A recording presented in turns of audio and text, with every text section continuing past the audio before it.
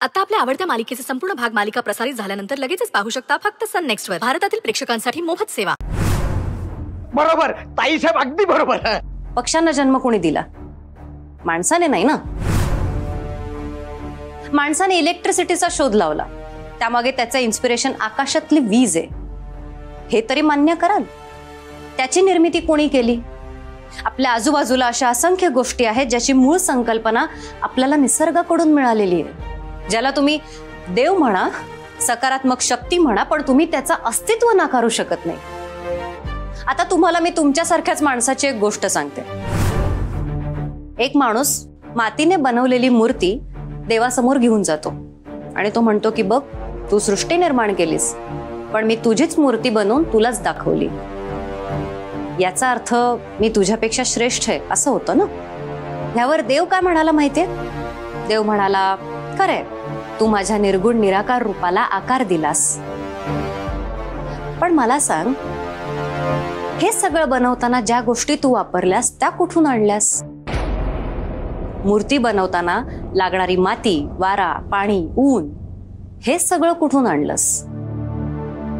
ज्या पंचमहाभूतापासून तुझं शरीर तयार झालंय ते पंचमहाभूत तूच निर्माण केलंय असं तर तुला म्हणायचं नाहीये ना.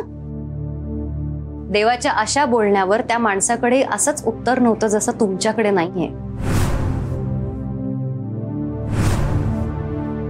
देव म्हणजे कोण? जर आधाराची गरज असताना देव हा आधार, बेशिस्त वागत असताना लागलेली शिस्त म्हणजे देव. देव म्हणजे भीती, दया, प्रेम, विश्वास आणि अजून असं बरंच काही. अलौकिक, पारलौकिक, द्वैत, अद्वैत, आत्मा, परमात्मा आणि अशा बऱ्याचशा गोष्टी ज्या शब्दात मांडता येत नाहीत ना, म्हणजे देव.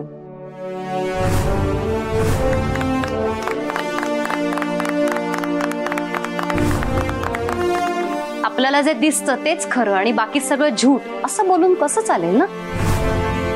तुमची इच्छा असो वा नसो, स्वतःच्या श्वासावर तर विश्वास ठेवावा लागेल ना. आय होप मला काय सांगायचं हे तुम्हाला कळत असेल.